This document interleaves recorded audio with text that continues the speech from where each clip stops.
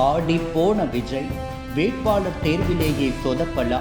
தாவேகாவில் வெடித்த உட்கட்சி போ. அதிமுகவை கண்டு பயப்படுகிறாராம் விஜய். அரசியல் என்பது சினிமா அல்ல, இங்கே ரீடேக் எடுக்க முடியாது. இதைதான் இன்று தமிழக வெற்றி கழகத்தின் நிலைமை நமக்கு உணர்த்துகிறது. கட்சி ஆரம்பித்த சில நாட்களிலேயே வேட்பாளர் தேர்விலும் நிர்வாகத்தை கையாள்வதிலும் விஜய் அவர்கள் திணறி வருவதாக அதிரடி தகவல்கள் கசிகின்றன. குறிப்பாக சமீபத்தில் வெளியான அந்த தகவல் தாவேகாவின் அஸ்திவாரத்தையே ஆட்டி படைத்திருக்கிறது. என்னப்பா நடக்குது உங்க கட்சியில என்று கேட்கும் அளவுக்கு நிலைமை அங்கே மோசமாகி உள்ளது. விஜய் அவர்கள் அறிவித்த வேட்பாளர் பட்டியலில் ஏகப்பட்ட குளறுபடிகள் இருப்பதாக தாவேகா கட்சிக்குள்ளேயே முணுமுணுப்புகள் எழுந்துள்ளன. ஏற்கனவே அறிவிக்கப்பட்ட பல தொகுதிகளில் திடீரென வேட்பாளர்களை மாற்றுவது அடிமட்ட தொண்டர்களிடையே பெரும் அதிர்ச்சியை ஏற்படுத்தியுள்ளது. பல ஆண்டுகளாக ரசிகர் மன்றத்தில் உழைத்த சீனியர்களை புறக்கணித்துவிட்டு புதுமுகங்களுக்கு வாய்ப்பு வழங்கப்படுவதாக புகார் எழுந்துள்ளது. நாங்க யாருக்காக வேலை செய்யணும் என்று பழைய ரசிகர் மன்ற நிர்வாகிகள் கேள்வி எழுப்ப துவக்கிவிட்டனர். இதனால் பல தொகுதிகளில் தாவேகா நிர்வாகிகள் தேர்தல் பணிகளை புறக்கணித்து வருவதாக அதிர்ச்சி தகவல் வெளியாகியுள்ளது. தனது கட்சியின் இந்த தறிக்கெட்ட போக்கை கண்டு விஜய் அவர்கள் கடும் கோபத்தில் இருப்பதாக சொல்லப்படுகிறது. குறிப்பாக கட்சியின் பொதுச் செயலாளர் புசி ஆனந்த் முக்கிய நிர்வாகிகளை நேரில் அழைத்து விஜய் அவர்கள் சவுண்ட் விட்டதாக தகவல்கள் வருகின்றன.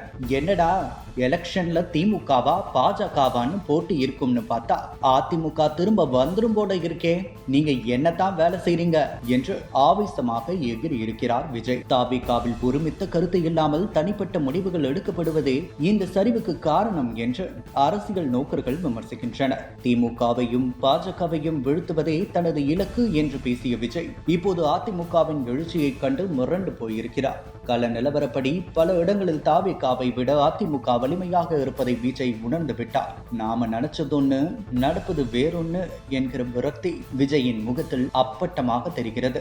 சினிமா மாசை வைத்து அரசியலில் ஜெயித்து விடலாம் என்று நினைத்த விஜய்க்கு யதார்த்த அரசியல் இப்போது தண்ணி காட்டி வருகிறது. ஒரு கட்சிக்கு அடிப்படை என்பது அதன் கொள்கையும் கட்டுப்பாடும் தான். ஆனால் தாவேகாவில் இவை இரண்டுமே இல்லை என்பது இப்போது அம்பலமாகியுள்ளது. வெறும் ரசிகர்களை வைத்துக் கொண்டு ஆட்சி அமைக்க துடிப்பது என்பது பகல் கனவு. கட்சி நிர்வாகிக்குள்ளேயே ஒற்றுமை இல்லை, வேட்பாளர் தேர்வில் தெளிவு இல்லை, தலைவருக்கே தன் நிர்வாகிகள் மீது நம்பிக்கை இல்லை. இப்படிப்பட்ட ஒரு கட்சி தமிழகத்திற்கு என்ன மாற்றத்தை கொண்டு வந்துவிடும்? இது வெறும் போட்டோ ஷூட் அரசியலாகவே முடிந்துவிடும் போல் இருக்கிறது. தாவேகாவின் இந்த ஆரம்பகால தடுமாற்றமே அந்த கட்சியின் எதிர்காலத்தை சொல்லாமல் சொல்கிறது.